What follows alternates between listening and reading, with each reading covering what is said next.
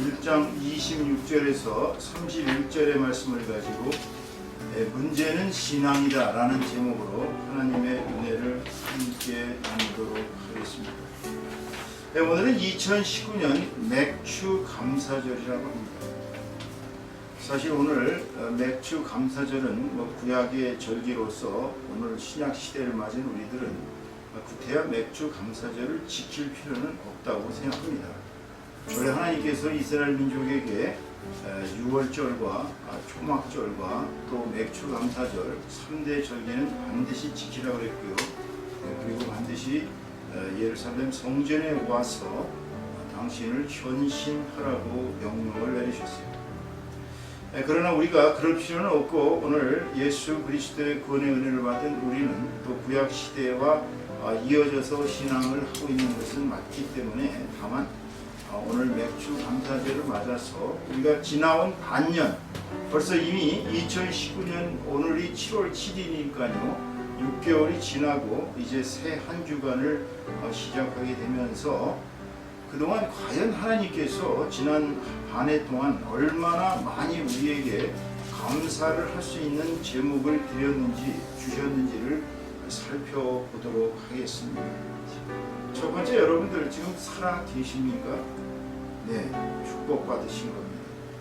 1분 1초, 1초 1분 숨을 쉴 수 있음에 행복한 것입니다. 병이 나서 고통받고 산소호흡기로 호흡을 고통스럽게 하면서 살아가는 사람들에게 있어서는 숨 쉬면서 살아있는다는 것은 최대의 행복인 것입니다. 여러분들 건강하십니까? 지금 혹시 어디 아파서 고통스럽고 어디가 괴로워서 지금 살고 싶은 생각이 없습니까? 그렇지 않으시다면 여러분 건강하신 거예요. 건강하시면 행복하신 것입니다. 여러분 가족들이 다 무탈하십니까? 여러분 가족 중에 누가 아프거나 여러분 가족 중에 누가 지금 괴롭고 여러분 가족 중에 잘못되는 분들이 없습니까? 그러면 축복받으신 거예요. 여러분들 지금 일을 할 수 있습니까? 일은 할 수 있는데 잡이 없어서 고통스러우십니까? 여러분들 지금 학업을 할 수 있는데 지금 하기 싫어서 놀고 계십니까? 여러분들 그래도 축복받으신 것입니다. 할 수 있는 학업이 있다는 게 얼마나 행복인지 모릅니다. 학업을 할 수 없는 사람, 공부를 하고 싶어도 부모가 공부를 시켜주지 않아서 못하는 사람, 돈이 없어서 학교를 가고 싶은데 못 가는 사람, 정말 학업을 한다는 게 얼마나 행복인지 모릅니다. 요새 매일 정말 즐겁게 살아가십니까? 하루하루의 즐거움이 여러분들한테 있습니까? 웹툰을 보면서 즐기시는 분들도 있죠. 또 게임을 하시면서 즐거움을 느끼면서 살아가시는 분도 있습니다. 때로는 남자친구와 또 여자친구를 만나서 이렇게 알콩달콩 대화를 하면서 즐겁게 살아가실 수도 있습니다. 축복받으신 거예요. 여러분 그냥 현재 상황에 여러분이 얼마나 하나님의 은혜를 받았는지 감사를 합시다. 그런데 잘 돌이켜서 생각해 보세요.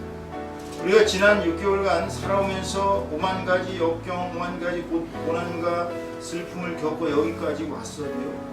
여기까지 이끌어 주신 것은 우리 배후에 계시는 눈에 보입지는 못하지만 우리가 느끼면서 살아가고 있는 다 하나님의 은혜요, 하나님의 사랑인 것입니다.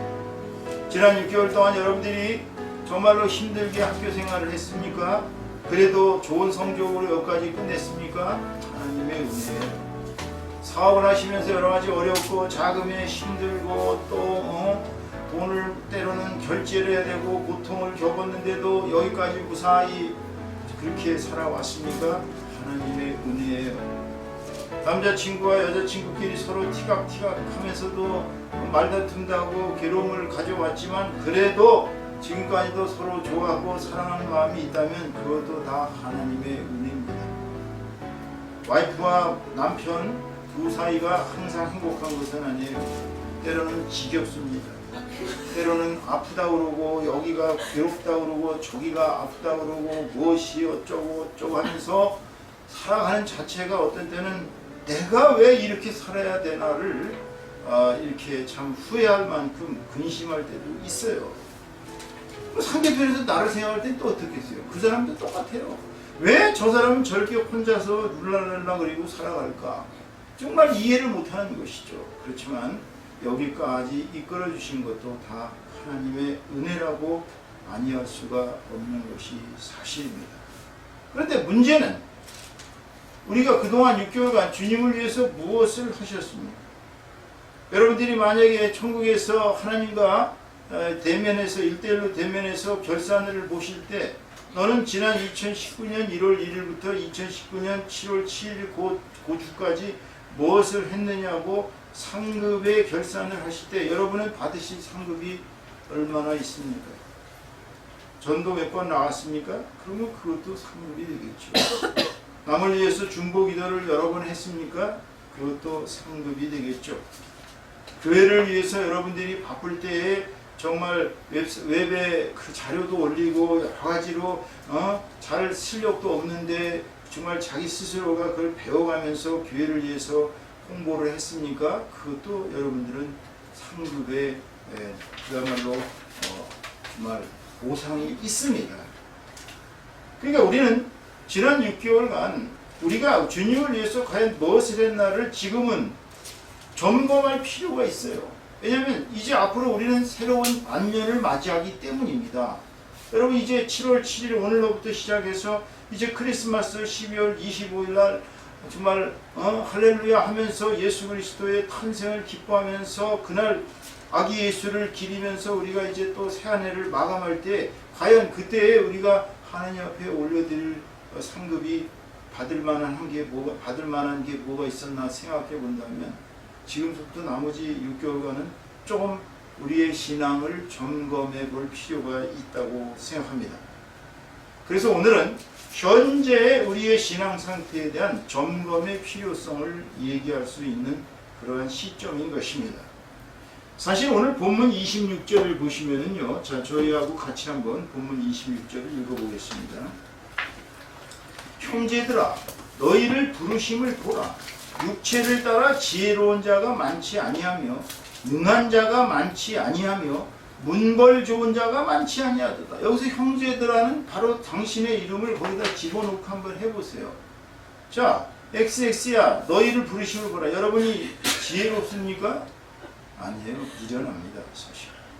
또 능력이 있습니까? 능한 자가 많지 않다고 그랬어요. 문벌 좋은 자가 여기 있습니까? 없어요. 사실 우리는 지혜도 능력도 문벌도 없는, 문벌이 뭐예요? 이름만 대면 아는 사람네가 문벌이 있는 사람이에요. 예를 들어서 우리 서울시장 박원순, 그러면 박원순 아들은 문벌이 좋잖아요. 아버지가 시장이니까. 그죠? 또 자유한국당 황교안 아들, 그분은 문벌이 좋잖아요. 딱 그냥 스펙도 없는데 뽑혔대잖아. 그냥 KT에. 우리는 그러한 그 문벌이 없어요. 우리는 지혜도 없고 능력도 없고 문벌도 없는 사실상 무지렁이들이었습니다. 무지렁이가 뭐예요? 무지렁이는 지렁이가 아니에요. 어떤 사람은 물을 먹는 지렁이인가 이렇게 생각하는 사람이 있겠지만 그게 아닙니다. 물을 먹는 지렁이가 아니고 무지렁이는 일이나 이치에 어둡고 어리석은 사람이에요. 우리가 이 세상을 살면서 보면 굉장히 일이나 이치에 어둡습니다. 그리고 우리가 어리석어요. 그리고 우리는 무지렁이 백성들이라고 합니다. 옛날에도 보면은요, 옛날에 선비들이 출세를 해가지고 이렇게 높은 자리에 올라가면 우리 백성들을 가리켜서 무지렁이라고 그랬어요. 무지렁이. 우리가 그런 사람들이었다니까. 그런데 27절 말씀 보면 이게 반전이 일어납니다. 자, 오늘 27절 말씀을 같이 보겠어요. 자, 27절 보겠습니다. 그러나 하나님께서 세상에 미련한 것들을 택하사, 나를 택한 거예요. 네. 미련한 나를 택하사 지혜 있는 자들을 부끄럽게 하시고 세상에서 잘난 척하는 자들, 세상에서 지혜가 많은 자들, 세상에 잘 먹고 잘 사는 자들, 또 세상에 약한 것들을 택하사, 정말 우리가 얼마나 약합니까? 그리하여 강한 것들을 부끄럽게 하려 하시며, 또 28절 말씀 보세요. 하나님께서 세상의 천한 것들과, 천하다는 게 뭐예요? 천하다는 게 무슨 뭐 시장에서 장사하고 그냥 무슨 뭐 3기 업종에 종사해서 그렇게 천한 것이 아니에요. 그냥 널리고 쎄인 거예요. 세상에 천한 건. 우리는 그 어디를 가도 뭐 누가 알아봐 주지도 않습니다. 뭐 누가 와서 사인 따라서 한 명도 없어요. 우리는 그냥 길거리에 가도 그냥 장삼을사, 감남을려, 한번 수고로 그렇게 얘기합니다. 장삼을사, 감남을려. 아무도 알아봐 주지 않는 그런, 그야말로 이 세상에서 우리는 천한 것들이에요. 그리고 멸시를 받습니다. 우리가 돈이 없다고 멸시를 받고, 문벌이 없다고 멸시받고, 학벌이 없다고 멸시받고, 거기다 또 없는 것들을 택하사 그랬어요. 마르크스 얘기를 보자면 우리는 무산자 대주의입니다. 유산자가 아니에요. 부르주아가 아니라고. 우리는 없는 사람들이에요. 그런데 문제는 하나님께서 이런 사람들을 택하셨다는 거예요. 왜 이런 사람들을 택하셨어요? 바로 뒤에 나오잖아요. 하나님께서는 있는 것들을 폐하려 하시나니 그랬어요. 그러니까 세상적으로 지혜롭고, 세상적으로 강하고, 세상적으로 그야말로 아주 고귀하고, 세상적으로 아주 귀함을 받고, 세상적으로 많이 가진 자들을 하나님이 택하시 않으셨다. 여러분 할렐루야. 우리가 이런 사람들이에요. 우리는 하나님께서 택하신 사람들이에요. 우리 같은 무지랭이가 누가 이런 사람을 택해 주겠어요? 누가? 어느 종교에 가보세요. 어느 종교에 가도 우리같이 무지랭이들을 어서오세요, 웰컴 안 합니다. 돈 많은 사람이 오고 시주 많이 하고 번쩍거리면서 금반지 막 다이아몬드 이런 거 하는 사람들이 오면 어서 오십시오 하고 고개를 숙이지만, 나서는 와봤자 왔어? 갔어? 저 구석에 찌그러지고 앉아있어. 이렇게 하는 것이 우리들의 현실이죠. 그런데 하나님은 우리 같은 무지렁이들을 택하셨다는 거예요. 야, 이게 얼마나 감격적인 얘기입니까? 내가 미련해서 택해진 것이고, 내가 약해서 택해진 것이고, 내가 천하니까 택해줬고, 내가 없으니까 택함을 받았다. 이 놀라운 사실 아닙니까? 왜 그렇게 하셨어요? 오늘 29절에서 31절의 말씀을 보시면은요, 이렇게 있습니다. 자, 보겠습니다. 29, 30절 보겠습니다. 이는 아무 육체도 하나님 앞에서 자랑하지 못하게 하려 하십니다. 너희는 하나님으로부터 나서 그리스도 예수 안에 있고, 예수는 하나님으로부터 나와서 우리에게 지혜와 의로움과 거룩함과 구원함이 되셨으니, 기록된 바 자랑하는 자는 주 안에서 자랑하라는 게, 한마디로 얘기해서 우리를 택하신 것은 하나님께 모든 영광을 돌리기 위해서입니다. 우리는 택함을 받은 정말 행복한 백성들입니다. 우리가 택함 받은 것은 우리가 잘나서 아니에요. 우리가 택함 받은 것은 바로 우리의 이 형편없는 현실 속에서 예수 믿음으로써 우리가 그야말로 미련했던 것이 지혜로워지고, 우리가 약했습니까? 예수 믿고 나서 강해지고, 우리가 천했습니까? 예수 믿고 고귀해졌습니다. 우리가 지금 아무것도 가진 것이 없습니까? 예수 믿어서 있는 사람들이 되었습니다. 바로 우리의 삶을 통해서 하나님을 믿으면 어떠한 결과가 일어나는가를 실증적으로 이 세상 사람들에게 보여주기 위해서 우리 같은 무지랭이를 하나님께서 택해 주셨어요. 제가 일평생 살면서 간증을 몇 사람을 들었는데요, 그 중에서 가장 기억에 남는 분 중에 하나가 또 김용의 선교사라고 아마 여러분들 아실 겁니다. 인터넷에 쳐보시면 거기에 그분의 간증이 나옵니다. 제가 총실대학교 나이 50에 학사 편입해서 MT를 갔을 때 그분이 거기 MT의 주강사로 오셨어요. 그분이 자신의 신분을 얘기하는 거예요. 자신은 기생집에, 그 술집 있죠, 술집. 옛날 요정이라고 합니다. 그 술집의 주인의 아들이었어요.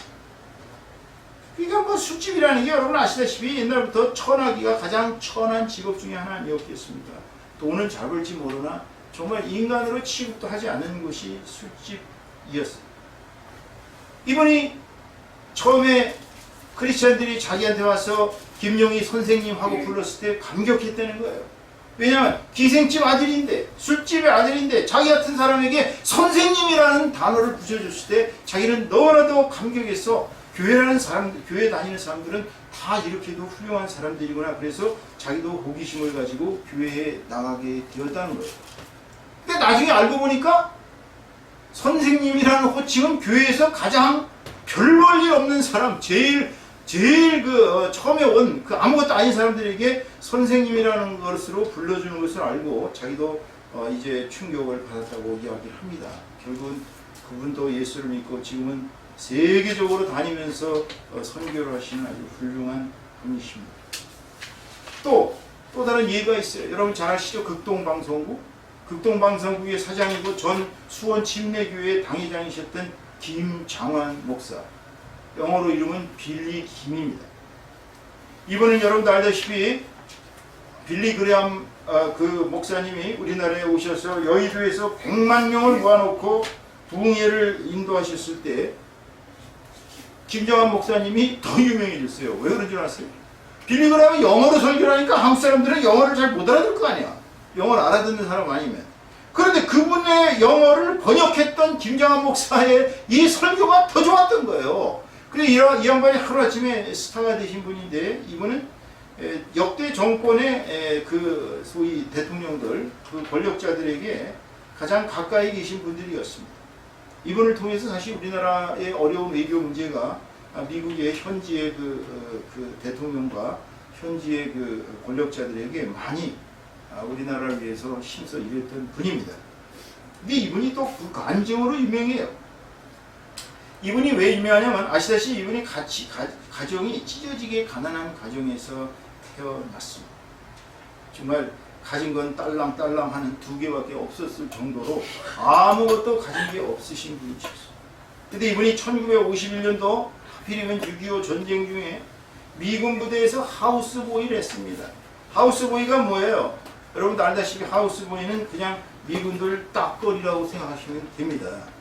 그런데 이분이 하도 열심히 정말 딱거리 노릇을 했습니다. 구두도 닦아주고 그 사람들에게 참 열심히 봉사하다 보니까 거기에 파워스 상사라는 분이 계셨다고 합니다. 파워스 상사. 이름도 파워풀합니다만 이 파워스 상사님이 이 김장환 목사를 굉장히 아주 이쁘게 본 거예요. 그 전쟁이 끝날 때쯤 돼서 이분이 파워스 상사께서 김장환 목사에게 너 미국 갈래? 라고 물어봤답니다. 그러자 김장환 목사님 무조건 예스 그랬죠. 근데 이 파워스 상사님은 뭐 그렇게 부자도 아니고 학벌도 좋은 사람도 아니고 그냥 별 볼 일 없는, 그냥 돈이 없어서 우리나라에 용병으로 왔던 일종의 그런 참 뭐라 그럴까요? 가난한 미국 하류층의 사람이었습니다. 근데 이분이 이 김장환 목사를 공부를 시켜주겠다고 약속을 해가지고 결국은 미국에 가서 이분은 대학원까지 8년간을 졸업할 때까지 밥 존스 대학을 나오셨고 또 대학원까지 나오셨는데 목사 안수까지 미국에서 받았죠. 그리고 거기서 이제 지금의 현재 부인을, 3살 어린 부인을 만나서 미국 여자입니다만 결혼을 했습니다.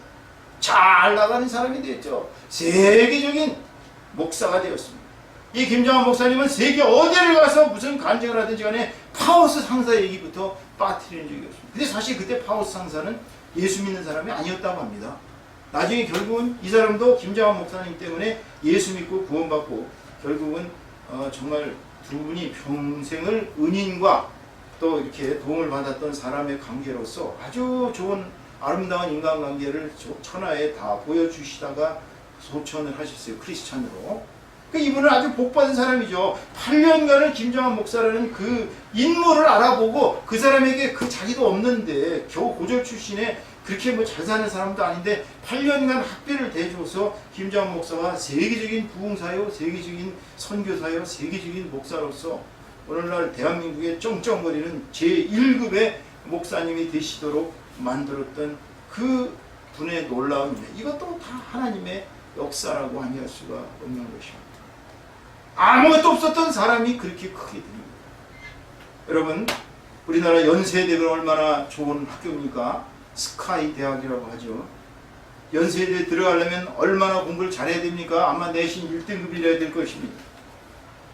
그 연세대의 초대 총장이셨던 백낙준 박사에게는 더 한술 더 뜹니다.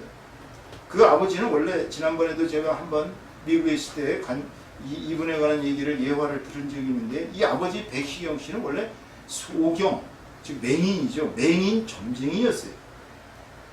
눈을 못 보는 사람인데 점을 기가 막히게 잘 쳐가지고 거부가 되었습니다. 그래서 수많은 여자들을 촉으로 거느리고 띵까띵까 살았던 사람이에요. 그런데 그 동네 교회에 그 전도사님이 오셔가지고 이분에게 강력하게 경고를 했습니다. 당신 이렇게 박수짓을 해서 점쳐가지고 돈 벌어가지고 당신이 이렇게 촉을 거느리고 띵까띵까 살지만 당신들 자식들은 다 하나님의 저주를 받아서 아주 크게 잘못될 테니까 그렇게 하려고 경고를 하고 갔다고 합니다. 이 백시경이라는 사람은 자기는 그렇게 살지만 자기 자식들만은 그렇게 되고 싶지 않아서 교회를 한번 나가봤다는 거예요. 도대체 교회에서 왜 나한테 이런 저주를 퍼붓는가. 간 첫날 담임 목사의 설교에 감동을 받고 이 사람은 그 자리에서 자기의 모든 신앙을 다 버리고 그 무당으로서의 모든 걸 다 버리고 이제 예수교 신자가 되었습니다. 맹인으로서. 결국은 그 교회를 지을 때 이 아버지 백시경 씨는 자기의 전 재산, 집이고 뭐고 다 팔아가지고 교회에 그 자금을 댔어요. 근데 교회가 설립됐는데 이분은 갈 데가 없는 거예요. 자기 집을 다 팔았기 때문에. 교회에서 너무나 감사해서 이분을 사찰 집사로, 교회에서 먹고 자고 하는 사찰 집사로 이분을 모셨습니다. 이 얘기를 들은 선교사 한 분이 이 백시경 씨의 얘기를 듣고 감동을 먹고서 이 백시경이라는 맹인, 과거의 맹인 점쟁이에게 약속을 했다. 내가 네 자식들만은 책임지마. 하나님께서 책임질 것이다. 그래서 백낙준 박사가 이분의 그 선교사의 도움으로 미국에 가셔서 박사학위까지 받고 연세대 초대 총장으로 돌아오시게 되었던 것입니다. 여러분들, 이러한 아무것도 없는 무지랭이들이었던 사람들이 하나님을 만나서 이렇게 정말 큰 인물들이 되고 이 사회를 움직이는 지도층들이 된 사실로 봤을 때, 여러분, 현재 여러분이 무지랭이라고 생각하시죠? 내가 내 자신이 아무것도 없는 형편없는 존재들이라고 생각하죠? 그렇지만 여러분은 지금 무엇을 하고 계십니까? 하나님께서 여러분들을 구원하셨습니다. 하나님께서 여러분들을 공짜로 구원하셨습니까? 예수 그리스도라는 그야말로 하나님의 아들의 피의 대가로 여러분은 구원받은 것입니다. 결코 공짜가 아닙니다. 그렇다면 반년이 지난 오늘 우리는 우리의 신앙 상태를 점검하면서 우리가 어떻게 해야 우리가 하나님께 충성하고 어떻게 해야 우리가 우리의 신앙을 강화할 수 있는가, 어떻게 해야 참된 신앙인으로 살아갈 수 있는가, 오늘 말씀의 결론을 맺겠습니다. 첫째로는 우리는 현재에 감사해야 합니다. 사람들은 흔히들 살다 보면 특히나 드라마의 영향을 받고 영화의 영향을 받고 주변에 있는 좋은 잘 먹고 잘 사는 사람들의 영향을 받아서 항상 위를 올려다보려는 경향이 있어요. 이게 보통 젊은 시절의 잘못된 생각이죠. 그렇지만 여러분보다 못 사는 사람, 이 세상에 지붕이 없이 살아가고 있는 사람들이 65%나 된다는 이 사실, 잡이 없어서 굶주리는 사람들, 가족들의 불화로 고통당하는 사람들, 인간관계에 오는 갈등으로 자기 자신을 이겨낼 수 없는 사람들, 수많은 이 세상에 불행한 사람들이 너무나도 많이 있다는 사실을 우리는 아래를 내려다보면서 살 필요가 있어요. 우리가 예수님을 믿고 구원받고 우리가 살아갈 집이 있고 가정이 있고 부모가 있고 형제가 있고 친구가 있고 공부할 학습 자료가 있고 얼마나 행복한 건지 모릅니다. 아침마다 일어나서 우리는 매일매일 감사의 기도를 올려야 합니다. 여러분 매일매일 감사의 기도 올리고 계셔요? 인생에서 여러분이 가장 중요한 것은 바로 내 영혼의 구원입니다. 내 영혼이 구원을 받았다면 여러분의 인생에서 모든 것을 가지신 거예요. 여러분들이 부와 귀와 영화를 누구한테 하등의 이유가 없어요. 그 사람들은 아무리 부와 귀와 영화를 누렸어도 내 영혼이 구원을 받지 못하기 때문에 인생 70, 인생 80, 인생 50, 인생 60 언제 죽을지 모르는 인생 가운데서 그들은 죽어봤자 천국에 가지 못하고 지옥불에 떨어질 수밖에 없는 불쌍한 인생들입니다. 그런데 내가 영혼을 구원받았다면 내 삶의 중심은 무엇이겠어요? 바로 영원한 삶을 누리는 여러분의 신앙생활이 여러분의 삶의 중심에 두어져야 하는 것입니다. 그 다음에 신앙생활은 습관이 되어야 됩니다. 여러분 밥 한 끼 먹고 안 먹는 거 아니지 않습니까? 하루에 꼬박꼬박 3끼 잘 챙겨 드시잖아요. 그럼 여러분들 신앙생활은 일주일에 한 번 교회에 나와서 목사님의 그 침 튀기면서 하는 설교 듣고 졸다가 그냥 그걸로 끝나고 그냥 성경책 한 구절 읽고서 끝나고 그리고서 땡입니까? 그 신앙이 습관적이 아닌 거예요. 신앙은 습관적 생활을 해야 합니다. 매일 아침마다 일어나서 여러분들이 하나님 앞으로 대면하는 삶을 살아야 돼요. 먼저 회개부터 하십시오. 제가 어제 무엇을 잘못했다. 그 다음에 매일 주님한테 기도 올릴 게 너무나 많아요. 사실 여러분들 기도하는 거 귀찮아하지만 기도하지 않는다는 얘기는 하나님과 동행하지 않는 거예요. 매일 말씀 읽고 계십니까? 성경책 하루에 몇 구절이나 읽고 계세요. 적어도 구약 4장, 신약 2장 이 정도는 읽은 목사니까 그렇다 치더라도 최소한도 구약 1장, 신약 반장이라도 읽어야 되는 거 아닐까요? 매일 말씀을 조금씩이라도 읽으면서 내 영의 양식을 먹어야 되잖아요. 그래 여러분이 어디에다 중심을 두고 살아갑니까 지금? 내가 내 자신을 잘 먹고 잘 살기 위해서 살아가는 삶은 신앙생활이라고 보기 어려워요. 신앙생활의 본질은 내 삶의 중심에 예수님이 자리를 잡아야 합니다. 내 삶의 중심은 예수님이고 예수님이 내 삶의 최종 목표여야 돼요. 예수를 닮고 예수와 같은 형상이 되어가지고 이 세상 사람들에게 예수님을 전하면서 살다가 작은 예수로서 살다 주변 사람들을 작은 예수로 만들고 살아가는 것이 나의 삶의 최종 목표가 되어야 합니다. 여러분 오늘 2019년 7월 7일 이제 올해도 반년이 지나가고 이제 남은 반년밖에 남지 않았어요. 하루하루 삶에 충실하십시오. 제가 유튜브 방송 처음 시작할 때 하루 단위로 살라 그랬더니 그 유튜브는 지금 벌써 586통이나 되는 많은 조회수를 이렇게 오고 있어요. 하루 단위로 최선을 다해서 살아갈 때 우리 삶이 예수님께 바쳐지는 삶이 되는 것이지 어느 날 일일만 하나님을 위해서 살다가 나머지 날은 그냥 탱자탱자 살아간다면 그것은 하나님을 위한 삶이라고 보기는 거죠. 우리의 삶은 우리의 것이 아닙니다. 언제 하나님께서 우리의 생명을 걷어가시면 그걸로 끝이에요. 우리는 살아있는 그동안 숨쉬고 있는 그동안 매일매일 하나님께 감사하면서 그분을 위해 우리 자신을 바치는 저와 여러분 다 되시기를 주님의 이름으로 축원합니다. 기도하시겠습니다. 주님 감사합니다. 저희들이 반년을 살면서 오늘도 맥주 감사절을 맞았는데 주님한테 정말 충성되이 살지 못하고 때로는 정말 나태하고 게으르고 자기 자신을 이기지 못하고 유혹에 빠져 살며 하나님과 멀리했던 삶을 회개합니다. 주님 우리 삶의 중심에 예수님이 가운데 자리 잡게 하여 주시옵소서. 저희들 하루하루 삶으로 말미암아 또 이제 나머지 6개월 동안 주님 오시는 크리스마스 때까지는 저희들 또 최선을 다해서 살게 하시고 주님이 남기신 그 말씀에 따라서 저희들이 충실하게 유업을 지키며 살아가는 주의 신실한 백성들 다 될 수 있도록 인도하여 주시옵소서. 이 모든 것을 주께 의탁드리오며 이 모든 말씀 우리 주 예수 그리스도 이름으로 감사하며 기도하여 싸움나이다.